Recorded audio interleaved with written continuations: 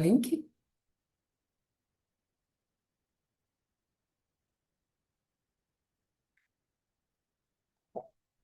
Oi, pessoal, tudo bem? Sejam todos muito bem-vindos. O pessoal está entrando aí aos poucos, né? A gente liberou o link agora. A gente vai aguardar cerca de uns 3 minutinhos para a gente já dar início, cumprindo o nosso cronograma, o nosso prazo de início, para a gente conseguir traçar aqui todo o conteúdo programado. Pessoal que for entrando, a gente tem o chat aí ao lado. Vou pedir para vocês, embaixo tem como você clicar no chat e deixar uma mensagem. Então, coloquem, né? Se vocês não participaram dos nossos webinars ainda, a gente sempre pede para que vocês coloquem o nome, da onde que vocês estão falando, a empresa que trabalham, a área que atuam, assim, tipo, tanto eu quanto a Thaís, principalmente a Thaís, vai poder direcionar até melhor o conteúdo, entendendo aqui com quem que a gente está conversando no dia de hoje. Vou aguardar mais uns minutinhos e a gente já dá início, tá, pessoal? Sejam todos Tá muito ótimo. bem-vindos. Obrigada.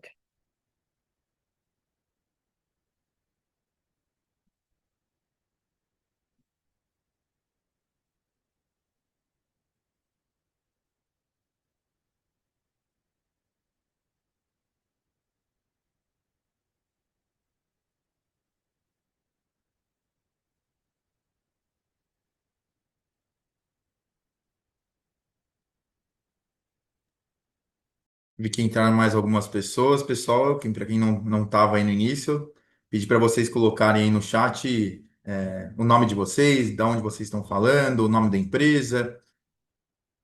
Eu já vi que o Edson já deixou aí. Boa tarde, Edson, tudo bem?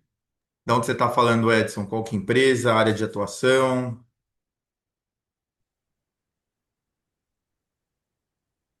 Pessoal, mais 2 minutinhos, tá? Legal. Júlia.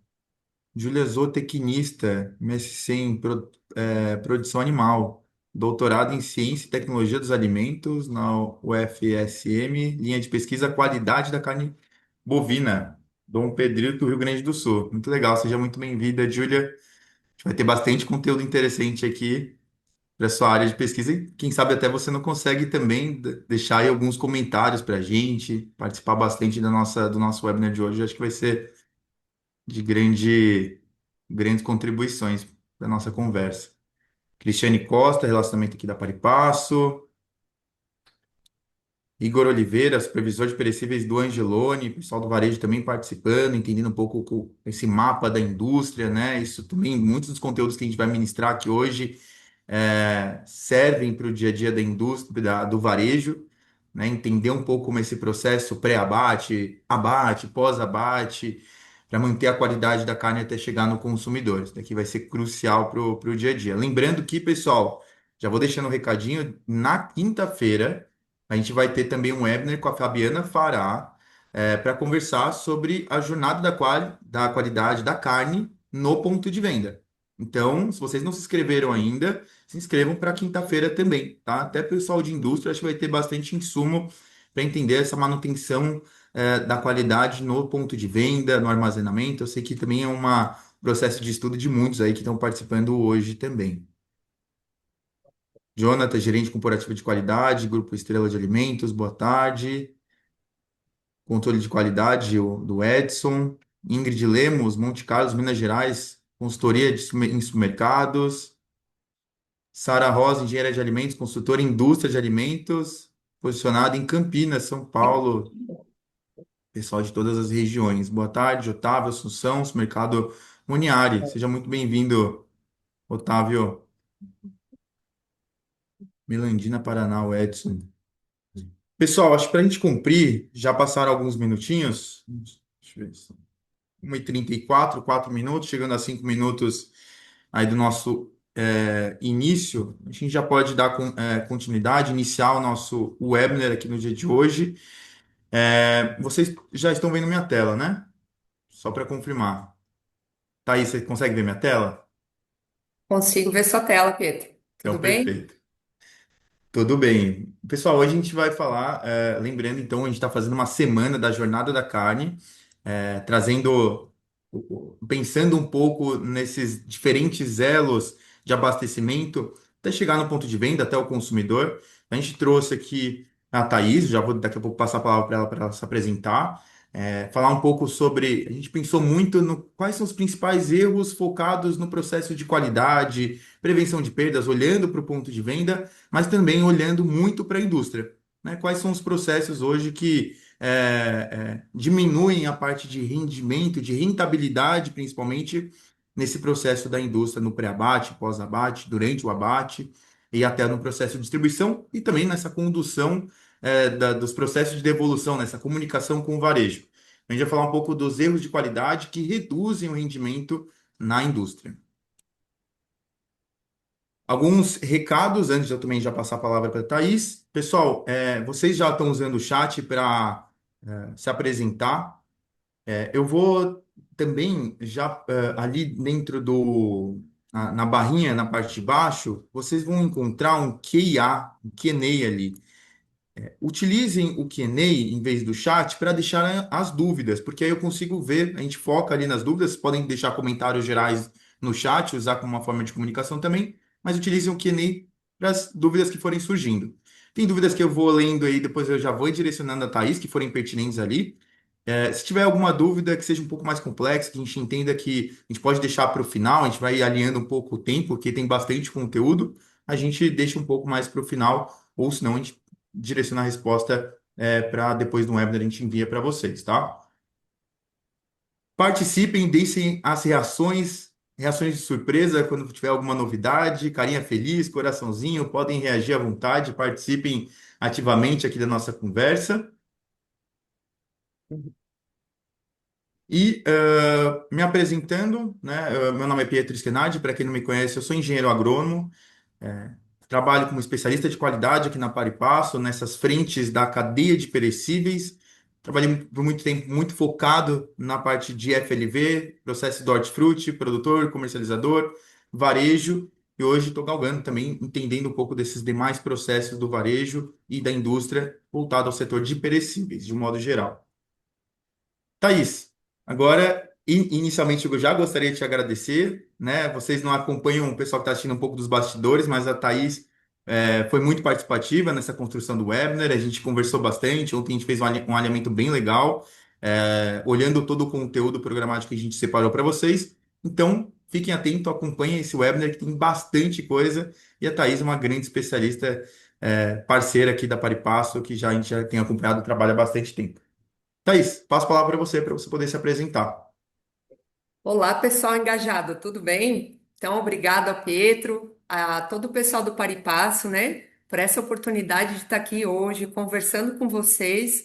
É muito mais uma conversa, porque nós temos aí muitas pessoas especialistas no assunto, né, que já estão estudando também há muito tempo.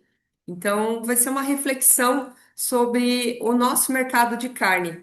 E quando eu falo nosso mercado de carne, é porque eu sinto que todo brasileiro ele tá junto nesse processo, porque a gente tem que ter muito orgulho, já que a Copa não nos rendeu, né, títulos, que seja aí o nosso agro que traga, né, essa alegria, essa saudação de ser brasileiro, né? Então, eu acho isso muito bom e fiquei muito feliz aí pelo convite de vocês. Então, só me apresentando um pouquinho, né? Eu me formei na Federal do Paraná, em Curitiba, em 2010. Fiz em medicina veterinária. Ali eu já entendi, gostei muito, né, da área de inspeção e de tecnologia.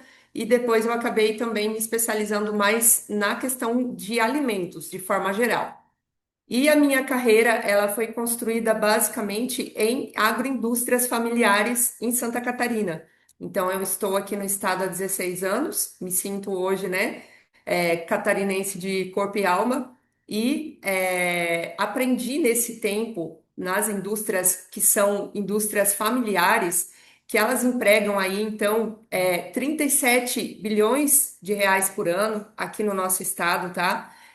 Correspondem a 18% do PIB estadual, 35% da economia catarinense, que são indústrias basicamente familiares, aonde muita coisa ainda tem a se evoluir, aonde a gente precisa trabalhar em conjunto e parar de acreditar que são só as grandes empresas que estão movimentando ou transformando o mercado, porque não é verdade. Então, mais do que nunca, o momento que a gente está vivendo, as indústrias também agrofamiliares, elas estão tendo a sua repercussão.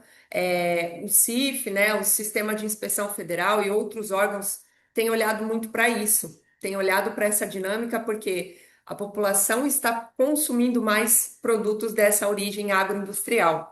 E dentro da minha atividade como compliance, que seria o quê? A gente olhar todas as normas para conseguir orientar melhor a indústria, a empresa que eu estou traçando a consultoria.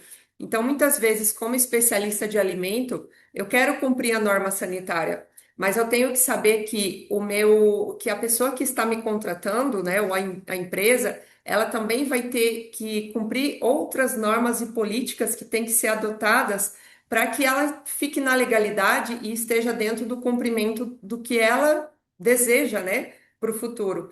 Então, nada adianta eu olhar só para o alimento e não olhar que eu tenho um colaborador que está ali fazendo e que existem leis trabalhistas e aquele local necessita também cumprir leis ambientais e por aí adiante.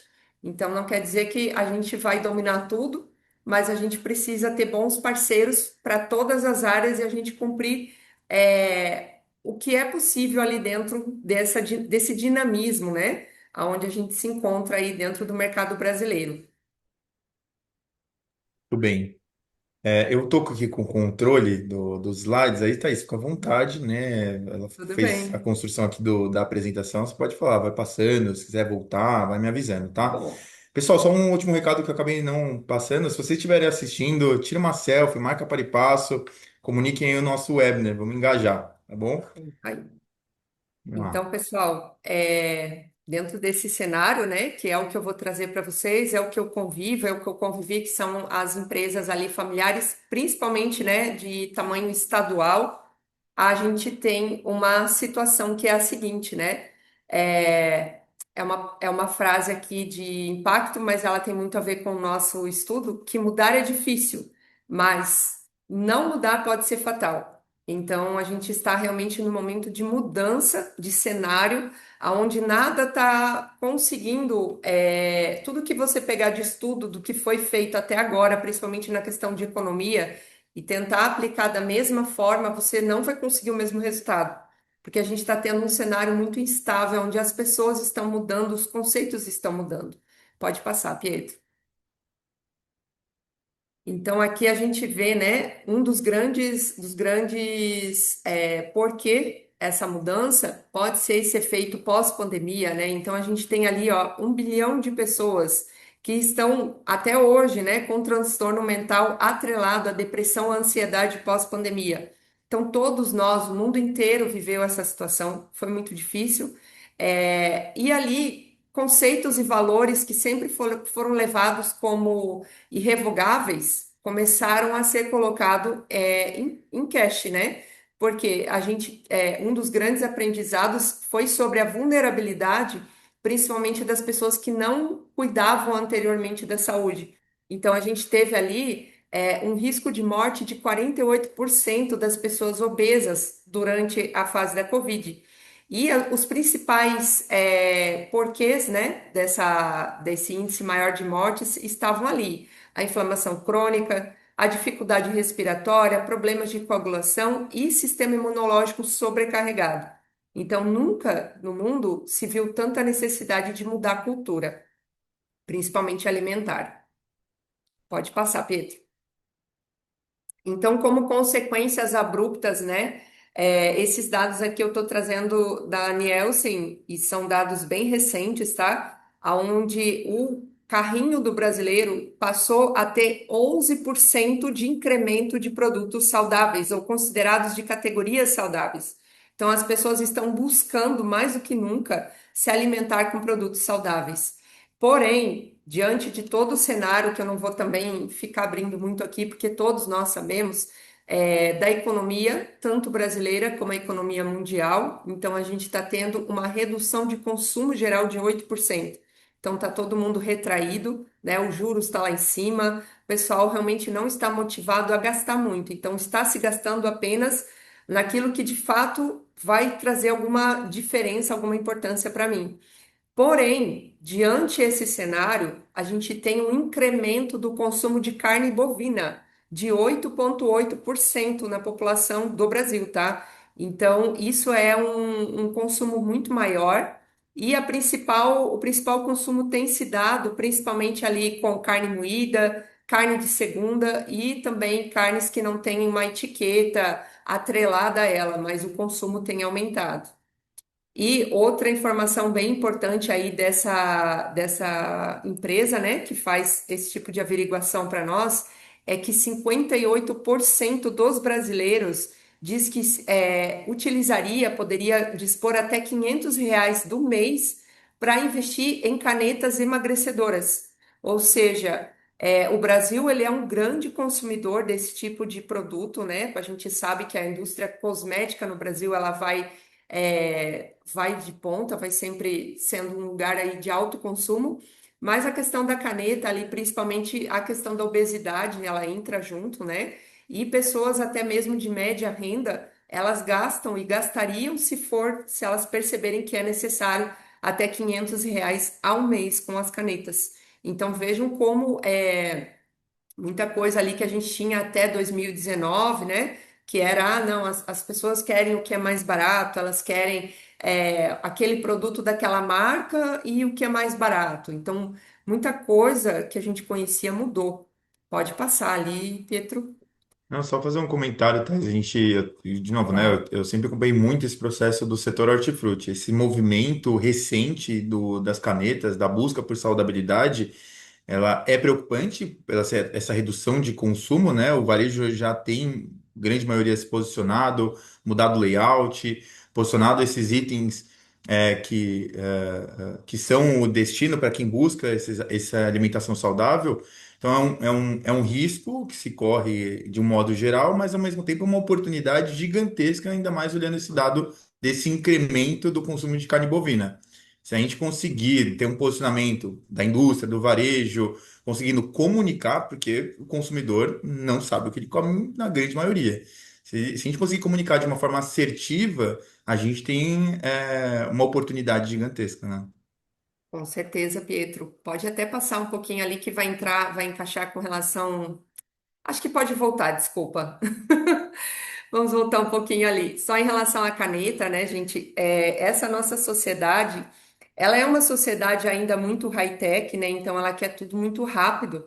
E a gente sabe que a gente não tem estudos ainda suficiente, mesmo eu não estou no ramo, né, de medicina humana, nem mesmo de nutricionista, mas a gente sabe que não tem um tempo suficiente para já ter feito todos os testes que seriam necessários. Então, a gente hoje tem uma pressão muito grande da sociedade para trazer retornos, para trazer soluções imediatas. E nessa questão toda entra ali outros conceitos que, né, são importantes a gente pensar, como a própria questão de proteção dos animais. É muito importante, né? Eu sou médica veterinária, então eu quero o melhor para os animais. Mas a gente pensa que muitos desses medicamentos não podem nem sequer mais ter testes em animais. Então, quem é que está passando, quem que está sendo testado? Somos nós, a sociedade, né? Então, você está mexendo com uma medicação que ela está estimulando lá no seu nervo vago, lá dentro do seu sistema nervoso central, uma desaceleração da motilidade. E quando você desacelera a motilidade, você tem uma cascata de consequências dentro do teu organismo, que ainda vão ser estudados aí com as consequências com o decorrer, benéficas e maléficas, né? Então, a benéfica a gente já consegue observar, né, que é essa redução muito rápida aí de peso, a perda de apetite, né? E quando a pessoa tem toda essa questão, essa mudança, que ela tá também mexendo lá no sistema nervoso central dela, a gente tem que pensar que ela vai ter uma necessidade maior de consumir aquilo que é necessário, porque você vai ter um apetite menor, até mesmo eu tenho dados ali de pessoas que trabalham especialmente com frutas e verduras, que existe uma perda de apetite até mesmo para o consumo de frutas e verduras, tá? Então, chega a ser um risco porque essa pessoa vai ter deficiências nutricionais. E a gente está aqui para preparar, né, para que não tenha que viver só tomando dragas e comprimidos, que a gente possa continuar se alimentando de uma forma gostosa, né? Então pode passar. E aí, falando um pouco mais do cenário da indústria. Então, o que que essa indústria ela vai acabar incidindo, né? A gente tem aí algumas situações, como são a NR15, que teve uma alteração em 2021, onde você pensa em insalubridade. Então, o conceito de insalubridade para o Brasil, ele é muito, vamos dizer assim, rigoroso, né? Você vai ter ali pessoas que muitas vezes elas estão fazendo um certo trabalho, mas elas acabam tendo uma exposição pequena ao risco e acabam incidindo ali algum tipo de excesso trabalhista. Então a gente tem que estar cuidando com isso, porque se você vai pensar num alimento seguro, mas você tem que trabalhar com pessoas, você precisa também pensar que a empresa vai estar pagando insalubridade para essas pessoas, qual é a necessidade, qual é o tamanho do risco que eu posso atrelar ali a essa questão da insalubridade, tá? Então, é bem importante a gente lembrar disso. Infelizmente, também vou trazer um dado aqui que ele é crítico, né? Que o Brasil, ele ocupa o 94º lugar em produtividade, ou seja, um brasileiro, ele não é produtivo quanto poderia ser no seu trabalho.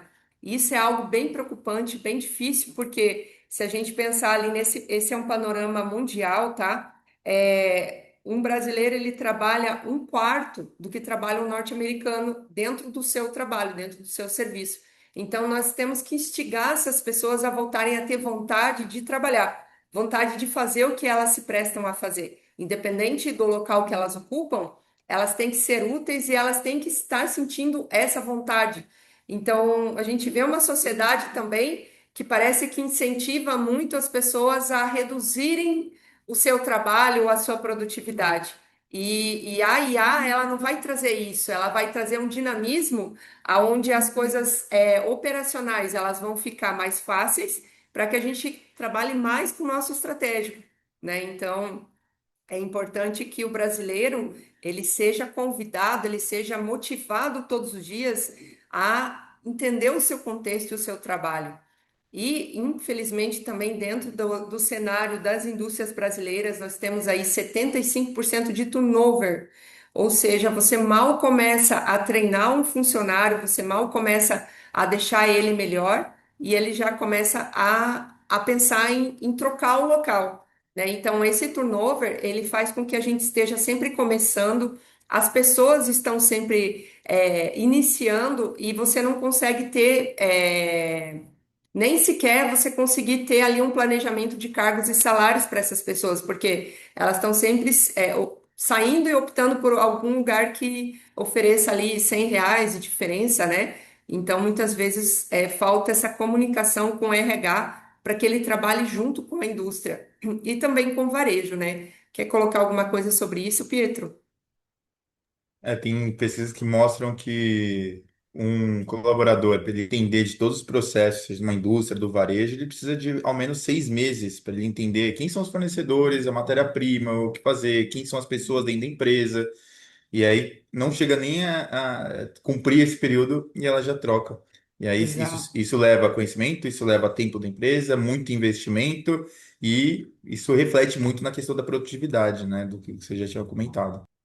Com certeza, até é importante se tiver pessoas, né, representantes aí de atividades que possam ter esse poder também de solicitar mudanças, né? A gente tinha que ter alguma reforma trabalhista que levasse em consideração essa questão da produtividade, a questão de você, de repente, ter alguma isenção ali de tributações, promovendo quadros que perpetuem por mais tempo, quadros de funcionários, né? Então seria muito bom se a gente pudesse também ter políticas aí que promovessem isso para a gente poder realmente pagar o valor adicional àquele que merece, tá, né, contribuindo conosco e a gente está crescendo sempre junto com os empregados ou funcionários que estejam junto com a empresa.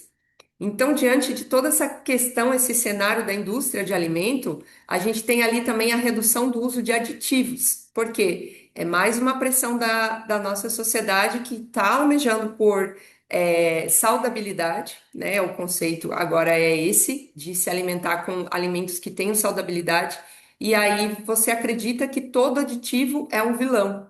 E muitas vezes a gente não entende que tem aditivos aí que eles são usados desde o Egito Antigo ou até antes disso, e que se eles são usados de forma estratégica, muito bem orientados, né? Nós temos aí engenheiros químicos, enfim, uma série de outros profissionais que estão cuidando da quantidade. E mesmo dentro de indústrias hoje familiares, agroindústrias, a gente já tem o cenário de estar sendo exigido pela fiscalização a análise desses produtos. Então, dificilmente a gente vai ter ali um problema com câncer de estômago, por exemplo, pelo uso de nitrito e nitrato, devido, né, ao uso dele em alimentos carnes. Porém, as pessoas já estão entendendo como sendo um grande vilão. Então, é importante que a gente possa entender que a indústria de aditivos, ela caminhou muito, né, principalmente nesses últimos aí 30 anos, com a ascensão da maioria das mulheres para o mercado de trabalho, a gente realmente teve um exagero da química, mas agora, nesse momento, a gente está tendo um cenário contrário.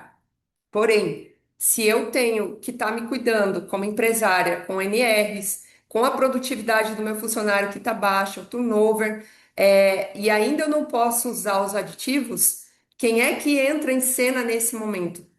Quem que está me dispondo ali a causar um grande risco, né, pessoal? Pode passar, que seria ali as nossas contaminações.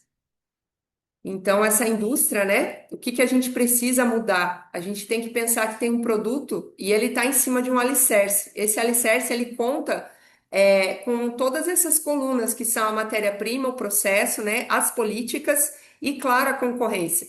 Porque não adianta eu querer ter um produto que seja maravilhoso, mas ele está muito acima da concorrência no valor e eu não posso provar ou eu não sei como provar o diferencial do meu produto para que ele seja o escolhido. Então, eu tenho que ter um bom método e esse método ele vai junto com que agora a nossa sociedade tá em cima, que é conhecer, saber o que você está comprando, o que você está se alimentando. Ninguém mais compra as coisas por rótulo, por ser bonito, ou por ser preto com dourado, ou porque é só de uma indústria X ou Y, mas elas querem saber o que isso vai agregar na saúde delas, quais são os potenciais e de verdade, quais são os estudos que tem por trás disso. Porque não adianta também eu só colocar um monte de coisa bonita lá e querer vender. Tem muita gente em cima dessa questão da saudabilidade. Muitas pessoas vão pegar essa onda sem saber o que elas estão fazendo e vão colocar várias coisas lá dentro e daqui a pouco também não vai mais ser um diferencial. Então vai acabar entrando nessa questão ali de ser um produto como outro qualquer, não vai conseguir ter o seu valor agregado. Por isso que é importante o conhecimento ser o nosso alicerce, tá? Pode passar, Pedro. Então a gente começa tudo aqui por essa matéria-prima, né, maravilhosa. Eu escolhi aqui agora o nosso bovino que está aí no momento, né, que é ali o nosso Angus. E aí o que a gente tem? A gente precisa ter um cenário que essa matéria-prima, quando chega no frigorífico, ela tem um descanso. E por que que é importante esse descanso? Pelo glicogênio muscular, tá? Então, esse glicogênio, ele é a energia que esse animal carrega e que ele precisa ter essa energia para finalizar ali também o processo de morte e a transformação do músculo em carne. Quando a gente tem uma falta de comunicação, quando a gente tem um erro ali onde o pessoal da logística não está conversando direito, ou mesmo teve um erro de cálculo, o vendedor vai precisar de mais animais muito rápido, infelizmente a gente vai acabar lesando essa matéria-prima ali por não respeitar o período de descanso, tá? Então, esse período de descanso eu vou explicar um pouquinho mais para vocês, mas ele é extremamente fundamental. Não, dificilmente a gente vai ter alguma outra coisa que supra esse período ali. Então, né, pelas normativas do Ministério da Agricultura ali, a gente tem as 24 horas, porém, quando a gente tem animais que vêm de mais longe, a gente até coloca um pouco mais de tempo, água à vontade, né? Então, antigamente não se colocava água, agora coloca. E ali a gente vai começar a ter uma série de consequências desse período. Então, pode passar ali para frente.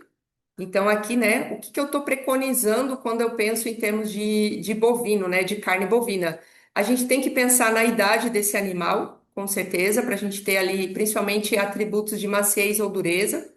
A tecnologia de criação, aí eu estou falando até mesmo do ambiente, se ele foi confinado, né? Se o gado foi confinado, foi um gado criado a pasto, para a gente também ter a textura ou a capacidade de ligação dessa carne, a gente precisa também estar pensando nessa matéria-prima, a raça, mas vocês estão vendo que ela está em terceiro lugar ali para mim, e não é à toa, né? Mas eu vou explicar um pouquinho melhor sobre isso. E claro, se eu estou respeitando desde essa etapa, eu vou ter um rendimento de carcaça melhor, uma margem melhor ali do meu produto. Então, aqui seria o processo para quem não conhece, quem não é da indústria, né? Então, como funciona um processo de abate de bovino? Então, a gente começa ali pela sangria. A esfola é a retirada do couro, tá, pessoal? Então, a gente começa a retirar esse couro desse animal para a gente realmente entrar e começar a manipular a carcaça, né?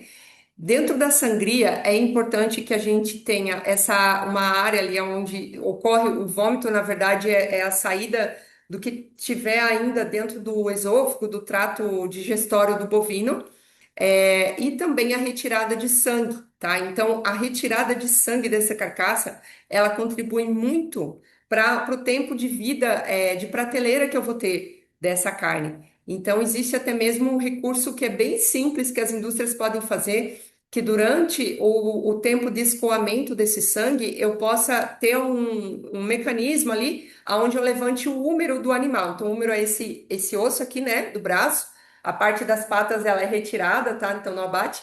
E aí, quando levanta esse úmero, a gente consegue também retirar um pouquinho mais de sangue, tá? Em seguida, a oclusão do reto, né, que é o fechamento do reto ali com um saquinho plástico para que eu não tenha nenhum tipo de resíduo do reto passando por dentro da carcaça quando eu faço a eventração, que é quando eu vou baixar todo o sistema digestório para a retirada dele e não contaminar essa carcaça. Depois a gente vai ter a evisceração, a inspeção pós-morte, o toalete final, que é onde eu faço essa revisão e ainda a retirada física de qualquer pedaço, né, qualquer carne que fique ali ainda contaminada, para posteriormente ali a gente finalizar com a lavagem final e o resfriamento. Essa lavagem também está em vermelhinho porque ela é bem importante, tá? Então, ali mais para frente pode passar, a gente vai entender Tá melhor. aí, só para complementar, dois Claro. pontos. Um, antes da sangria, o processo. Eu tive a oportunidade de, durante um período da minha vida, fazer algumas fiscalizações, de abate e a gente tomava muita atenção no processo de sensibilização também, porque se Com você não tem um certeza. profissional bem treinado para utilizar a pistola pneumática da forma adequada e você acaba tendo vários Tiros vários errados. tiros, ele acaba também gerando uma carne DFD no final, né? Vai gerar estresse para o animal, vai ficar carne rígida, né? Vai ter a contratura muscular. Então, todos esses processos, de fato, eles precisam ser muito bem executados e auditados, não só pelo médico veterinário que está lá fiscalizando, ou quando a SIDASC bate na porta, mas pela própria empresa. Está monitorando, está fiscalizando, auditando diariamente, entendendo, fazendo a contagem do processo de sangria, Exato. vendo ali o animal, quantos tiros foram realmente dados, se não foi no local adequado, porque tudo isso depois, além de você estar sendo mais tá seguro para um processo de fiscalização, mas também isso reflete muito na qualidade final do produto a ser comercializado, né? Com certeza. Inclusive, a gente tem um mecanismo, a gente, todos os mamíferos, né? Então, nós também estamos incluídos aí, que é diante de um local, um corte, onde você tem um extravasamento grande de sangue, se ainda tem consciência nesse organismo, nesse ser vivo, ele vai contrair todos os vasos que ele puder, né? Então, ele faz uma contração para perder menos esse sangue. Então, mesmo que durante o processo ele acabe morrendo, ele teve essa contração, então a quantidade de sangue que vai ficar nessa carcaça vai prejudicar e vai trazer essas consequências, como o Pietro falou ali da carne DFD, né? Então, a gente está em cima aí da maciez, suculência e textura. E aqui eu vou só dar um adendo, né, que a gente está discutindo muito dessas coisas porque houve um cientista alemão, né, que foi o Lothar Leissner, desculpa, meu alemão não é muito bom, que ele inventou, né, ele estudou essa teoria dos obstáculos, que são os obstáculos que a gente utiliza para conseguir conservar o nosso alimento por mais tempo. Então, para a gente ter essa vida de prateleira, né, que a gente dá a impressão assim, ah, olha, a carne está embalada a vácuo, ela está aqui paradinha, nada mais acontece nela, e não é a verdade, né? Ela está ainda tendo ali os micro-organismos vivos que estão se multiplicando. Então, a primeira barreira que a gente tem ali seria realmente o fato da temperatura descer muito rápido. Então, eu tenho uma carcaça, um bovino, ele está lá a 37 graus e meio vivo, e ele vai baixar consideravelmente já durante todo esse período, toda essa etapa ali que dura em torno de 15 minutos para você ter as duas pranchas, né? Que são as duas meia carcaças. Em seguida, a gente tem a questão do AW, que seria a nossa quantidade de água intracelular, ou seja, a água que está disponível ali para os micro-organismos. O pH, né? E depois a gente conta ali com a pressão e também a temperatura por si só, né? E o oxigênio, porque ele é muito importante para a multiplicação da maioria dos micro-organismos, principalmente as bactérias, que vão ser o nosso maior interesse. Então a gente tem ali, né, os fatores dele, que é a temperatura, a umidade, né, o pH, conservantes, tá? Então a gente sempre vai trazer eles também, porque são uma barreira e é por isso que eles são colocados. Inicialmente, é claro que hoje em dia a gente tem os aditivos, né, que daí não são conservantes, mas são aditivos industriais para trazer algum tipo de textura ou incorporar mais água dentro do alimento quando a gente tem essa intenção. Mas aqui no caso, o conservante seria apenas para a questão de proteção.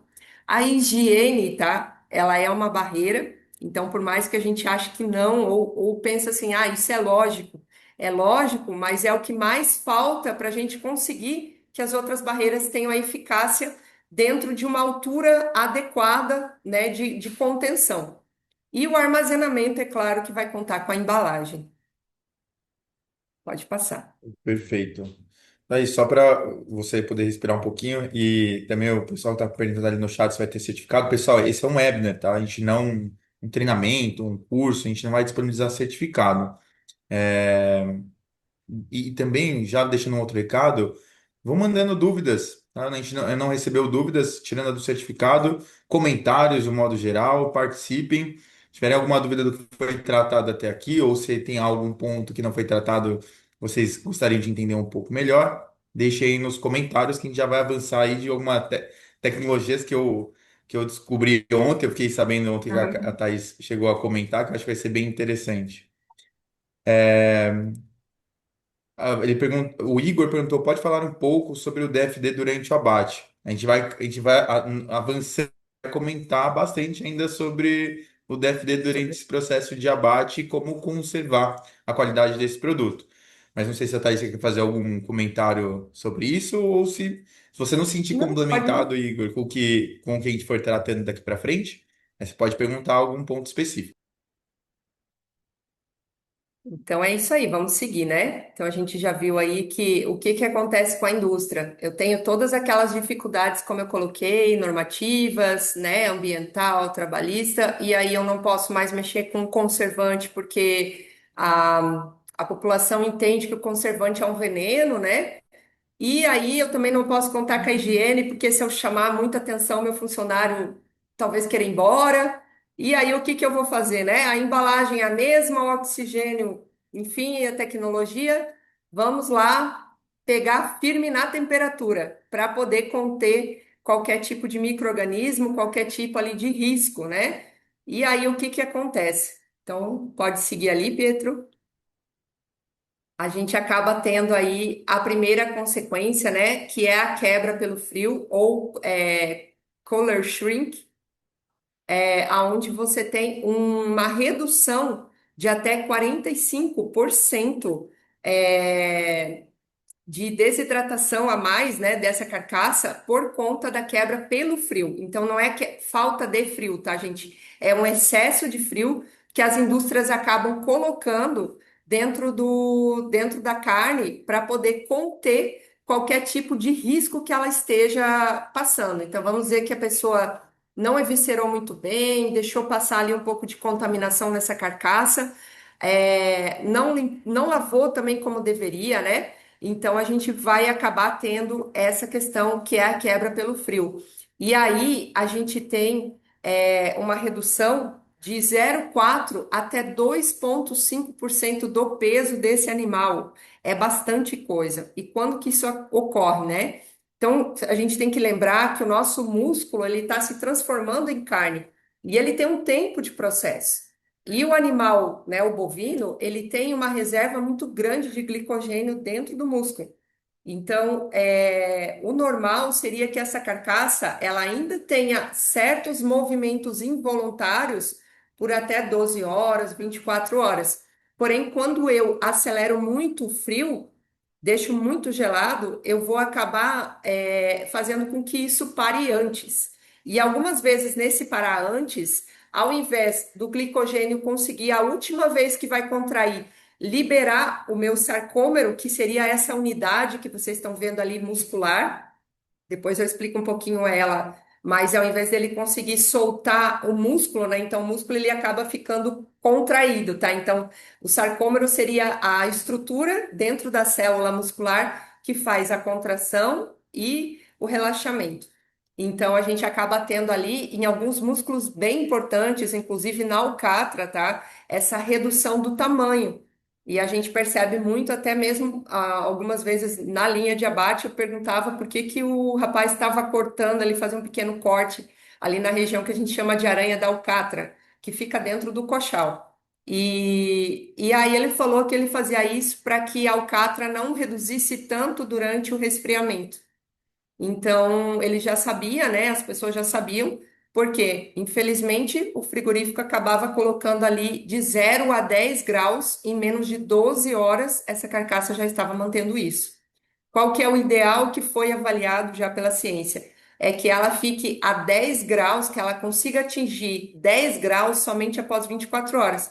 Então, a gente está falando lá de uma carcaça, né, que a gente tem ali, por exemplo, né, 270 quilos, o animal vivo. Ele estava a 37 graus e meio quando vivo, 38 graus. Ele reduza em 12 horas para chegar a 10 graus. Então, não é algo tão, se a gente pensar assim, é algo que tem que ser mais leve do que a indústria acaba levando. E se a gente for contabilizar esse erro, né, que reduz muito o rendimento, a gente consegue calcular aqui, ó, uma carcaça média aí de 270 quilos, nós vamos ter 6,75 quilos por animal. Se eu estiver matando 100 animais, que é algo bem comum aqui no nosso estado, imagine Mato Grosso do Sul, que mata plantéis assim de 2.000 animais de uma fazenda, né? A gente mata aqui 100 e já é bastante. Então a gente vai estar como se a gente estivesse jogando fora 675 quilos de carne. É bastante coisa, pessoal, né? Vamos pensar quanto que está aí o valor da carne bovina e ainda que eu estou falando para vocês que aonde a gente mais vai sentir vai ser durante a desossa da alcatra que é considerada uma região mais nobre do boi, porque se esse músculo está mais retraído, ele está mais firmemente aderido ao osso do que deveria estar. E durante a desossa, né, que ainda é algo muito manual, eu não vou conseguir ter o rendimento dela. Então, não seria todo esse percentual de peso, ele está tanto atrelado à desidratação acelerada que a carcaça vai ter, como também a perda que eu vou ter durante o processo de desossa. Tudo isso porque tudo que me resta contar é com a temperatura, né? Então, tá com a temperatura para garantir que o produto vai estar inócuo quando ele sair de fábrica para o comércio, tá? Então, Thaís, basicamente é isso. eu fiquei com uma dúvida. É impressionante, assim, o rendimento, a redução desse rendimento de carcaça por conta desse resfriamento em curto espaço de tempo. Não sei se você vai saber me responder, mas se eu reduzir, ir reduzindo a temperatura de 10 graus em até 24 horas, eu posso ter uma redução de shelf life, será? Pela propagação, às vezes, de um micro-organismo, ou não? Isso não influencia porque eu estou tendo eu tenho uma temperatura baixa já que não auxilia na propagação desses micro-organismos. Você sabe me responder? Sei dizer, Pedro, infelizmente, por conta dessa falta do manejo da higiene, né? Muitas vezes de não se dar o devido cuidado, principalmente ali no final das etapas, onde você tem um refile, esse refile, é um pedacinho pequeno ali, do dianteiro que teve um contato com um pouco de suco gástrico, com um pouco de saliva, né, da cabeça. Esse pouquinho, ele vai acabar sendo uma dor de cabeça, sim. Porque a 10 graus a gente sabe que a velocidade de proliferação das bactérias é muito maior do que a zero. Então, é por isso que, para eu conseguir garantir que a minha indústria esteja mantendo a temperatura mais controlada, mais lentamente descendo, eu preciso ter um processo muito bom de higienização, higiene do ambiente, um processo muito bom de evisceração, de eventração. Qualquer falha ali pode ser sim um risco e reduzir o tempo de vida útil desse alimento, tá? Um Então, investimento em infelizmente, treinamento, em higiene, manutenção, isso se e paga, né? paga. A longo prazo, porque eu vou ter uma carne de melhor qualidade e um rendimento maior também, né?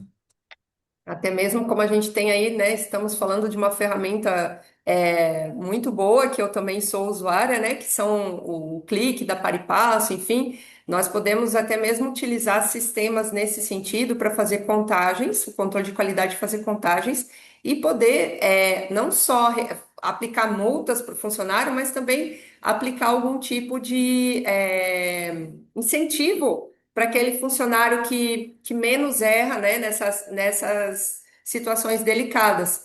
Então, a gente tem ali algumas separações que elas são feitas ainda de forma manual. Alguns frigoríficos, né, tem coisas mais dentro da parte mecânica, mas essa parte de eventração toda, ela acompanha sempre um processo de um ser humano que está avaliando, que está junto, né? E ali a gente consegue incentivar essa pessoa para ela reduzir cada vez mais essas contaminações. Então, com certeza, isso é algo que a indústria pode beneficiar esse funcionário, até ter um diferencial para o funcionário que mais está exposto, né? A atividade dele mais está exposta ali ao risco de contaminação da carcaça. Pessoal, para quem não é cliente da Paripasso, a Thaís está comentando, o Clique é uma ferramenta nossa que é um questionário que a gente consegue configurar algum formulário, um questionário específico com questões para esse monitoramento de processo, seja indústria, varejo. Então, pode ser um monitoramento mais específico de pontuação, com esse exemplo que a Thaís trouxe para um funcionário, mas também monitoramento simples, às vezes, de temperatura de câmara fria, de limpeza, higienização, de abate, evisceração, né, de todos os processos dentro que auxiliam para a manutenção da qualidade do produto, mas também para o processo de fiscalização, né? Thaís, eu não queria te apressar, mas a gente tem 12 minutos ainda. Vamos lá. Sei que tem bastante Então, aqui, conteúdo. gente, olha só que interessante. Essa aqui é uma das soluções, né, que o Pietro veio conversar, que é a estimulação elétrica. Então, a estimulação elétrica, ela traz uma maciez muito boa, porque ela vai acelerar esse processo de contração do glicogênio. Então, após o animal ter sido insensibilizado, ele sofreu a sangria, né? Enquanto ele está sofrendo a sangria, ali em cima, nessa barra, ela tem um eletrodo, tá? Então ela está eletrificada e ali ele começa a ter os movimentos de contração involuntária por estímulo elétrico.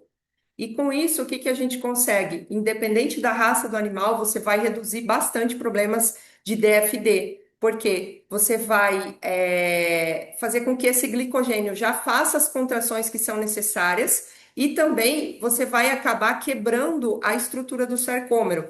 Ou seja, quando eu tenho uma célula, né, a gente sabe que dentro da célula a gente tem várias organelas, vários compostos que são ácidos. Então, tem lisossomos, e tem o próprio DNA, né, RNA, que são ácidos ribonucleicos. E quando eles extravasam, eles acabam liberando mais ácido. Então, o que protege a carne para ela, né, o músculo se transformar em carne, é o ácido, né, que a gente tem ali o ácido lático, que é aquele que incomoda nas câimbras também. Então, é o mesmo ácido que é produzido e que faz com que essa carne ela esteja apta ao consumo, que os micro-organismos não ataquem ela já em seguida da morte, tá? Então, enfim, a energia criadora de tudo também colocou isso lá de uma forma muito inteligente, muito estratégica, né?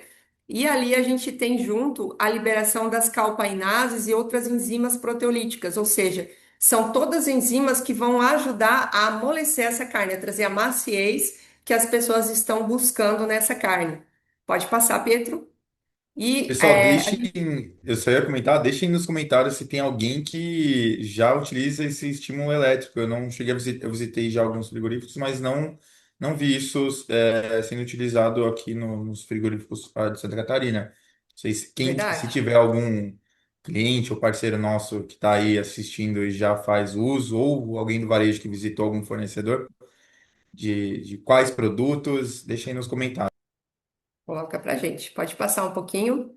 Então, esse estímulo ele é obrigatório para alguns mercados, né, exportadores. Então, Europa, Japão e Estados Unidos, eles obrigam a usar essa estimulação, tá?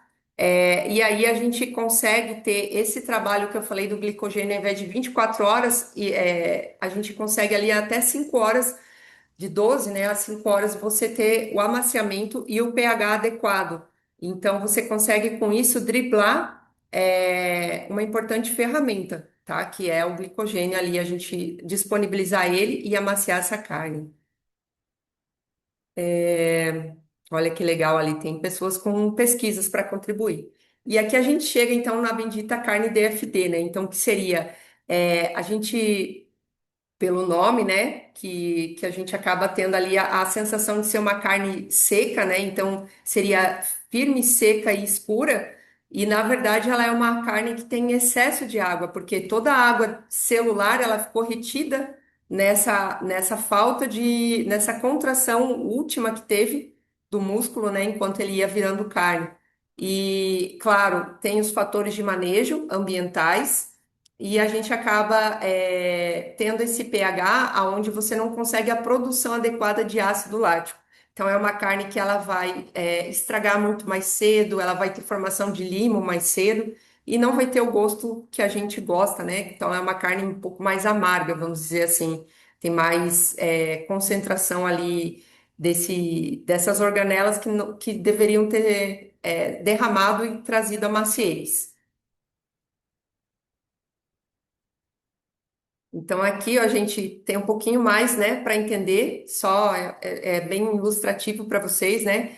Então a gente tem essa contração, onde eu preciso do glicogênio para ele estar fazendo esse músculo entrar e sair, né? Então, ter essa dilatação. E ali as organelas, né? Que elas liberam esse ácido. Então, a gente consegue ter uma acidez ali da carne a 5,8 e você vai conseguir com isso evitar, né, a proliferação dos micro-organismos.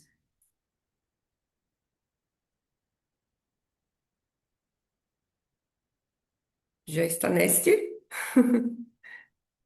Opa, tá. E aí, o que que a gente. Calma aí. Aí.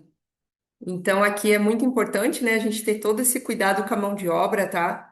A limpeza também dessa carcaça. Então, o que que eu vou estar fazendo? A água em pressão e hiperclorada, eu vou estar retirando todo o tipo de resíduo que ainda tenha ficado depois do refile, porque se eu não fizer um bom refile, eu vou estar colocando ali conteúdo gástrico para dentro do músculo do animal, o que não é legal. E dentro da limpeza com alta pressão, eu consigo até mesmo tirar a medula óssea dali do meu processo espinhal. Então, pode passar a próxima foto ali, Pietro, próximo slide, aonde vocês veem ali o processo, né, que eu estou falando, na hora de serrar a carcaça. Aí a gente tem um pouquinho de contaminação que ficou, mas o processo seria ali a questão óssea mesmo, né? Então, quando eu consigo retirar bem toda essa estrutura de medula óssea e eu vou ter essa carne embalada que seja a vácuo, eu vou com certeza ter um shelf mais prolongado. E se eu não tenho a retirada adequada dessa medula óssea, ela é uma fonte de crescimento microbiológico, né? Ela está ali tendo nutrientes disponíveis e aí eu vou ter um shelf mais precoce, né, dessa carcaça. tá? Então é bem importante também essa limpeza.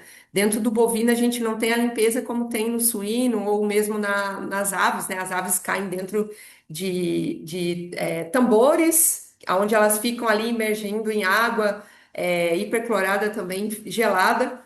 Mas a gente precisa, com o pouco que a gente tem ali, a gente tem que contar muito bem com ele. Então, aumentar muito a pressão dessa água, fazer jus ao uso dessa água, né? Para a gente ter uma carcaça ou uma carne que dure mais tempo no comércio. E aqui, gente, seria, né, então, o final, né, o resultado desse nosso produto. Então, a maioria dos frigoríficos, eles estão contando com um shelf life, né, que seria o tempo de vida de prateleira, de 45 a 90 dias. Só que existem alguns trabalhos publicados aí até recentes que estão mostrando que a carne não dura tudo isso dentro, ainda fora do risco, né? Então, o que que acontece? Nós temos dentro desse processo, desse sistema da carne a vácuo, as bactérias láticas, as aeróbicas e as enterobacteriáceas. Ah, mas se eu fiz todo esse cuidado, eu não vou ter enterobacteriácea. Vai ter. Nem que seja ali pouquíssimas, uma, duas unidades formadoras de colônia a gente vai ter. E infelizmente, mesmo com todo o conceito, o conhecimento que a gente já tem de microbiologia, sabendo, né, quais são as principais temperaturas de crescimento, mesmo estando fora dessas temperaturas, nós vamos nos incomodar com essas bactérias na carne a vácuo, tá? Então, quando você recém coloca essa carne no vácuo, você tem ali primeiro uma formação de CO2, que ela é causada pelas bactérias deteriorantes, e aí é claro que elas acabam morrendo na maioria porque elas precisam do oxigênio. E aí a gente começa toda uma mudança de flora, tá? Uma mudança de flora bacteriana. E aí eu peguei um estudo bem recente para passar para vocês. Tá no próximo slide, Pedro. Só a Júlia perguntou exatamente agora que você estava comentando em relação aos dias de shelf life. A gente faz bastante ficha técnica, também o clique ele é utilizado para o processo de inspeção de qualidade, quando o varejo ou a indústria vai enviar esse produto ou receber. E nas fichas técnicas, de modo geral, quando você recebe no centro de distribuição, eles solicitam 60 dias de shelf. E quando vai direto para a loja, aí pode variar um pouco mais, até 70 dias. Sim. Então, imagina só uma situação aqui que ela não é hipotética, tá? Esse estudo foi realizado, né? Depois, ali em cima tem até a questão do título para quem quiser pesquisar na internet, é um PDF que está aberto. Não conheço, né, os autores, mas achei bem incrível, aonde eles calcularam a quantidade de bactérias disponíveis nas carnes a vácuo em dois sistemas de criação, em gado a pasto e o gado confinado. E, pasmem, houve diferença, de contaminação inicial, sendo que os animais que estavam a pasto tinham um pouco mais. Isso não é algo estatisticamente assim importante para nós, mas é importante a gente começar a correlacionar as situações e as coisas, né? Então, muitas vezes a gente não entende de toda a cadeia, não correlaciona quais são os fatores ali que vão alterar. Então, imagina, esse experimento, ele não teve nenhuma quebra de cadeia de frio. Ele fez, desde o dia do abate, essas carnes ficaram de 0 a 4 graus, elas não foram levadas por caminhões, que é a nossa realidade, não foram para a distribuidora, permaneceram na temperatura de 0 a 4 graus. E a gente começou a ter o crescimento de bactérias que torna impróprio o alimento a partir de 30 ou mais dias. Ou seja, com 45 dias, a gente já tem aqueles odores estranhos, que muitas vezes o pessoal quer falar assim: ah, é só ácido lático, ah, é o cheiro da carne mesmo. Não é o cheiro da carne, né, gente? Então, esse odor estranho, ele realmente é dos mesófilos que estão crescendo, das bactérias ácido-láticas fermentadoras que estão nessa carne. Então, com 45 dias a gente começa a ter isso. Outra situação que acontece muito, tanto pela perda de temperatura, como também por a gente ter essa matéria inicial ali que ela não foi bem realizada, né? O abate não foi 100%, a gente começar a ter aquela questão de exudato, né? Que o pessoal fala a carne está cheia de sangue, que não é sangue, né? Então, claro, é um pouco de proteína miofibrilar das mais sutis, pela questão da pressão, né, que ocorre ali quando a gente coloca a vácuo, mas é também questão resultante da decomposição bacteriana. Então, são exudatos da decomposição bacteriana que começam a reduzir o teu rendimento. E aí, quando a gente tem lá, eu não estou falando aqui de duas ou três carnes nesse sentido, mas eu estou falando de um pallet inteiro, muitas vezes, que volta do supermercado ou que volta de um cliente, porque está com excesso, né, desse exudato dentro, mesmo que não está estufado e nada. O que que acontece? Então, olha que legal aqui a Júlia, né? Estava contribuindo ali também com pesquisas, achei bem interessante. A gente começa também a ter uma dificuldade porque a indústria entende que aquilo tudo pode ser reembalado e comercializado, vamos dizer, né? Ah, dentro da minha indústria, com todas as minhas boas práticas, isso jamais aconteceria. Porém, a gente acaba tendo ali uma situação onde o empresário ele vai ter que estar pensando, né, o que ele vai fazer. Só que o sistema ocorre da seguinte forma: uma vez que eu começo o processo de apodrecimento, nunca mais ele para. Eu posso diminuir, eu posso retardar com a temperatura, com a falta de oxigênio, mas ele já começou e ele vai continuar, independente do que a gente faça. Então, imaginem, gente, que a gente entende, né, que mesófilos, eles crescem lá na temperatura de 30 graus, 40 graus, que se a gente tira a partir de 15, eles já estão proliferando. E aqui de 0 a 4 graus, com 15 dias de diferença, eles começaram ali a crescer de forma mais exponencial, né? Então, a gente teve 10 a sétima ali com 45 dias. Com 60 dias, né? A gente já tem a maioria dessas amostras já de forma indesejável, vamos dizer. E junto com elas cresceram os psicotróficos, tá? Por conta dos mesófilos também, principalmente ali os nossos riscos, né? Yersinia, Bacillus cereus, Pseudomonas. E aí a gente começa a ter toda uma situação que é importante a indústria observar, que é a seguinte.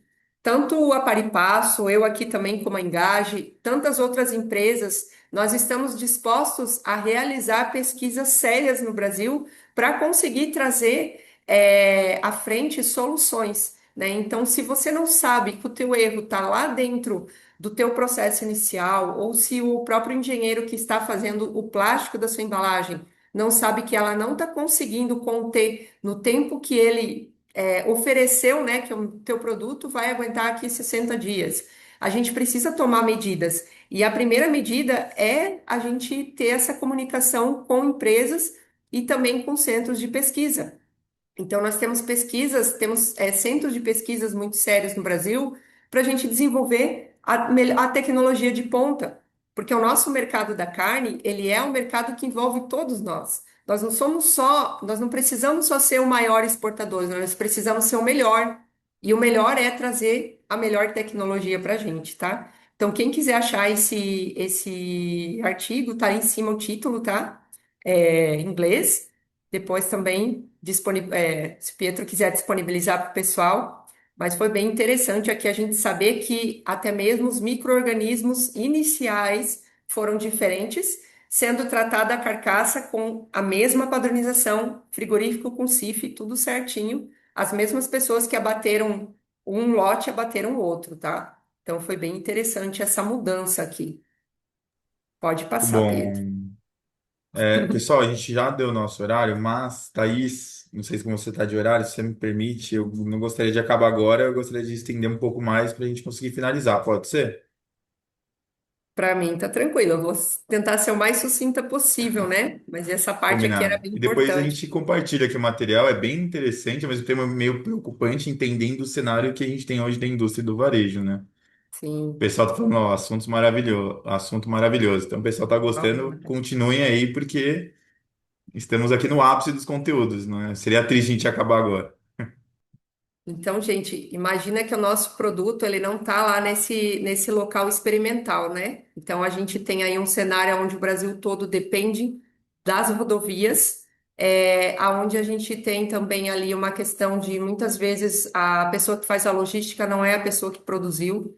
Então, a comunicação entre todos os setores, em todos os elos, é muito importante, porque nós já temos aí, ó, uma configuração de 150 bilhões de reais em multas e retrabalhos, além de perda de mercadoria. Então, ou a pessoa entende que vai perder aquela mercadoria, que já está com todo aquele volume, né, de líquido ali dentro da embalagem a vácuo, ou ela vai fazer um retrabalho, vai vender para alguém que vai ter que consumir rápido, de uma forma barata e colocando em risco a saúde do consumidor, né? Então é bem importante. E outro, a indústria precisa ter lá dentro do varejo alguém que possa estar monitorando também se o varejo está tendo o maior cuidado, se está tendo um cuidado, né, com esse alimento, com esse produto, porque é muito fácil ficar devolvendo para a indústria, né? Parece fácil. Mas a gente tem que entender todo o dinamismo aí, toda a questão do que é envolvido nessa operação. Então, né, isso aqui é o principal que a gente deixa aí como questão, né, de abrir mesmo a comunicação para todo mundo que altas taxas de devoluções, elas revelam colapso dos seus processos de qualidade, de endomarketing, de RH e de vendas, porque a gente chegou numa era onde as pessoas tiveram que aparecer para conseguir trazer credibilidade, né? Então, eu não sei se começou lá com o Luciano, mas a gente já falam, né, que o pessoal de Santa Catarina gosta de puxar saco do Luciano Hang, eu, enfim, também tenho ele como um exemplo aí para muita coisa. Mas ele começou a aparecer, né, dizendo eu sou o dono da van, e não é, né, a história que está sendo inventada. E a partir disso, houve uma série de empresários que começaram a aparecer. E esse aparecer, esse mostrar a cara, é o que mais está impactando hoje em dia como credibilidade, além do conhecimento. Então, quando a gente vai aparecer, quando a gente vai no nosso fornecedor ou no nosso cliente, no nosso parceiro, e a gente mostra para ele qual é a importância fundamental do cuidado que ele está tendo com aquele armazenamento, pode ter certeza que isso daí vai trazer um retorno muito grande para a gente reduzir esse desperdício, tá? Então, todo o time de uma empresa, principalmente o time que eu chamo time de suporte, né? Então, você não está dentro da linha de abate ou dentro da linha de desossa, você é suporte. Então, esse time ele tem que ter uma comunicação muito boa. Porque se eu tenho um time que está mexendo lá com a parte estrutural ou com a manutenção, que não conversa com a qualidade, muitas vezes ele nem sabe qual é a necessidade exata de temperatura que aquela qualidade precisa. Ou aquela qualidade não se dirige diretamente àquele grupo. Então, é importante que hoje todo mundo entenda que para fazer uma empresa, a gente precisa ter um time e cada um tem que jogar no seu local, né? Então a gente viu, brincando um pouco, mas trazendo para a Copa do Mundo, que não adianta ter lá o super jogador. A gente tem que ter um time como um todo ali, combinando para trazer essa revolução e para a gente ter, sim, o pioneirismo de carne, não só como volume, mas como qualidade, né? E aqui algumas coisas importantes para a gente. Aonde está a sua marca de carne bovina? Porque no Brasil nós não temos um percentual significativo de marca atrelada ao consumo de carne bovina, que já é bem diferente de aves e de frango, desculpa, de aves e suínos. Aonde a gente já tem algumas empresas e a gente consome aquele alimento porque é de determinada empresa. Ah, mas aí você está falando só de BRF, de empresas grandes. Nem sempre. Até mesmo produtos artesanais, né? Salamarias, charcutarias, a gente tem lá a nossa preferência por algumas indústrias que são familiares, que são menores, mas por algum diferencial que esse produto traz. Então, se puder passar ali o próximo slide, só Só para ficar comentando que mais. esse papel das devoluções é muito importante para a indústria olhar para o seu processo, mas também que isso precisa ser de fato muito bem comunicado. A gente viu que tem alguns varejos participando, a gente vê que tem muitas vezes irresponsabilidade nesse processo de devolução e não passar e não ser comunicado da forma mais assertiva possível. Isso gera um retrabalho da indústria de acertar os seus processos, muitas vezes não entender porque está sendo devolvido. E esse processo ele precisa estar muito bem implementado dentro do varejo também. A gente vai conversar, a Fabi, eu vi que ela comentou aí, ela está assistindo a gente. A gente vai comentar, acho que bastante, ela tem bastante vivência nesse processo do varejo, também da indústria, vai poder a gente entrar mais no detalhe desse processo de inspeção de qualidade no recebimento do varejo. Porque essa comunicação, se ela não for assertiva também, o tratamento disso dentro da indústria ele vai acabar sendo não muito eficiente, né? Sabe? Sim, até mesmo, gente, quando tem essas devoluções que são tratadas somente nos setores de vendas, né? Então, a venda negocia com o meu cliente e não repassa o erro para o controle de qualidade. Cadê o histórico desse controle de qualidade para ele poder entender melhor ali dentro, né, da nossa análise de risco aonde aconteceu aquela situação? Então, é bem importante essa comunicação dentro do time. E aqui, né, gente, é mais uma questão para a gente começar a pensar se a tua matéria-prima pode ser escalada em nível nacional, ou qual é o tamanho que você aceita, que é o limite do seu crescimento. Por quê? É muito bonito e eu gosto, inclusive, né, se eu posso, aqui em Santa Catarina, a gente tem uma certa facilidade de poder se alimentar ali com a carne de bovino Angus. Ela realmente é muito macia, muito suculenta. Porém, ela não pode ser da forma, né, pura colocada em todo o Brasil, né? Então, isso é uma realidade. E a gente não tem que trabalhar só em quantidade a nível Brasil, a gente tem que trabalhar sim em qualidade. Eu acredito nessa qualidade, né?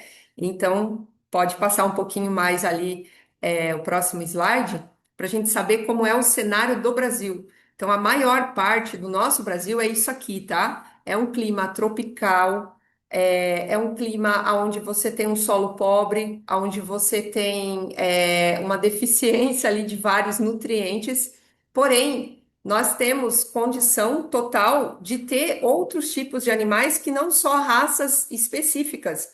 Por quê? Se a gente parar para pensar, pode passar o próximo, Pedro, agora eu vou dar uma aceleradinha ali no final.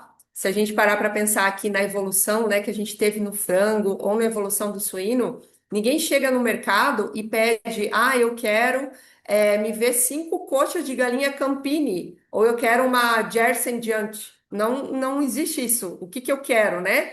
Eu quero um frango que seja macio, que tenha, que seja de uma marca X ou Y, porque lá eu sei que o processo é muito bom. E esse frango, ele teve uma evolução em linhagens comerciais, tá? Que partiram de linhagens puras.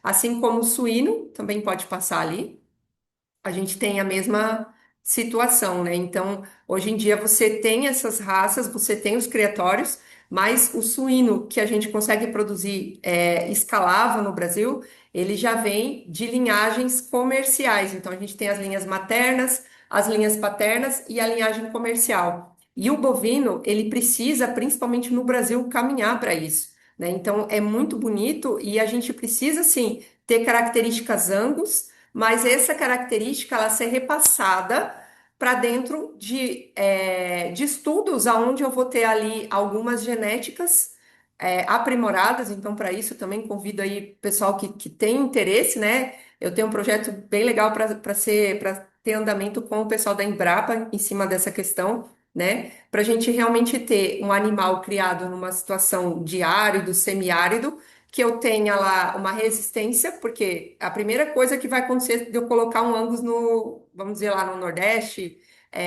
em outras regiões do Brasil, ele vai encher de carrapato, tá, gente? Vai ter tanto carrapato que ele vai cair duro no chão assim em poucas semanas, né, Pietro? Então a gente não tem como. Aí tem aquela pelagem negra, né? Então a gente precisa estar cuidando de todo esse detalhe. E dentro da Embrapa, como foram também com as outras linhas, a gente tem já estudos para a gente estar manipulando os melhores animais para ter uma suculência, para ter um gosto, para ter uma qualidade superior nessa carne. Então, não tenho nada contra, acho o Angus maravilhoso. Rio Grande do Sul é um estado lindo, né? Mas a gente tem que pensar em escalar a nível Brasil e ter realmente uma qualidade que pode ser tão boa ou até superior ao Uruguai, mesmo sem ter as condições climáticas de um Uruguai. Pode passar. Então, uma diferença, tá? Da nossa carne bovina, pensando na questão de você obter, é o sabor. Por quê? Para você ter, quando você pensa em suínos e aves, você não tem tanto essa questão do sabor atrelado, até pela questão da musculatura, que é um pouco diferente. Mas a gente também tem outra coisa muito importante que vai trazer o sabor, que vai ser a forma de que esses animais digerem o alimento. Pode passar o próximo, Pietro. Então, agora, só para quem não comeu, né, fica com um pouquinho de fome. Então, a gente tem ali o manejo alimentar, onde você pode ter dois tipos de digestão. Então, o bovino, gente, ele não é só como os onívoros, né? Então, como a gente pensar aí numa carne de porco, o porco tem um sistema digestório parecido com o nosso. E o ruminante, se ele é tratado só com concentrado, que seria aquela ração, ele vai ter o sistema digestório dele simples, sendo acionado, ou se ele é tratado com volumoso, ele vai ter o rumen dele funcionando. Então, são dois sistemas que trabalham diferentes. E dentro do rumen, que ele tem os protozoários, que vão trazer o gosto dessa carne. Então, muitas vezes a gente vê algumas indústrias que têm uma carne muito macia, são animais confinados, mas não tem gosto. Parece que a gente está comendo uma carne de suíno, assim, ela é macia e tal, mas aquela suculência, aquele sabor do bovino, ele está muito atrelado ao que o animal conseguiu comer, ativando o sistema ruminal dele, tá? De digestão de ruminante. Então, só passar um pouquinho ali. Por isso, Eu acho que, em resumo de tudo que a gente viu até aqui, Thaís, a responsabilidade da qualidade, ela vem desde a origem da escolha da raça, do sistema de exato. produção, do alimento, do pré-abate, do processo de abate, do pós-abate. E quinta-feira, pessoal, a gente vai ver sobre o varejo também. Então, é responsabilidade de muitos elos da cadeia, né? E vocês que trabalham com indústria, convidem os principais produtores parceiros a fazer esses experimentos, né? A ter ali a coragem de começar um projeto novo, de estruturar, nem que seja numa proporção pequena, mas começar a estruturar à frente, porque o Brasil não pode ficar sempre esperando a tecnologia lá de fora. Então, se a gente tem a maior movimentação dentro do setor de carnes, né? Eu acredito aí que a gente tem total condição de ter também a melhor tecnologia. Isso aqui é só para a gente pensar, tá? É algo bem conflitante com a realidade da saudabilidade, que foi o que eu iniciei. Então, praticamente tudo que a gente come no mundo, na nossa vida, é milho e soja. Por quê? A gente come a soja principalmente ali com os aditivos de indústria, né? Então, tudo que tem aditivo de indústria vai à soja. Quando a gente come carne suína, a gente está comendo um animal que se alimentou a vida inteira de milho e soja, o frango também, e agora, para a gente acelerar esse acabamento do bovino, acelerar a idade dele, como a genética está indo mais devagar, a gente também precisa dar o milho e a soja para ele no final, que seja. Mas é a única fonte de proteína comercial que não é 100% produzida do milho e da soja, tá? Mas ela já tem uma grande parcela. Então, a gente já tem ali confinadores de 4 meses, por exemplo. A gente vai ter o animal, né, sendo abatido, vamos dizer, com seus 20 meses, e a gente acaba tendo ali um tempo muito grande dessa alimentação. E o que que eu estou mostrando para vocês? Sem querer, né, trazer um alarde, mas a gente acaba tendo em 100 gramas de soja, se a gente comer 100 gramas pura, a gente está ingerindo de 45 a 100 miligramas de isoflavona, que nada mais são do que estrógenos, fitoestrógenos, ou seja, eles mimetizam o efeito do estrogênio no corpo. E aí eu não estou falando de você comer um dia 100 gramas de soja, mas eu estou contando que o tempo inteiro nós estamos comendo uma pequena quantidade de soja, porque o mundo virou milho e soja, né?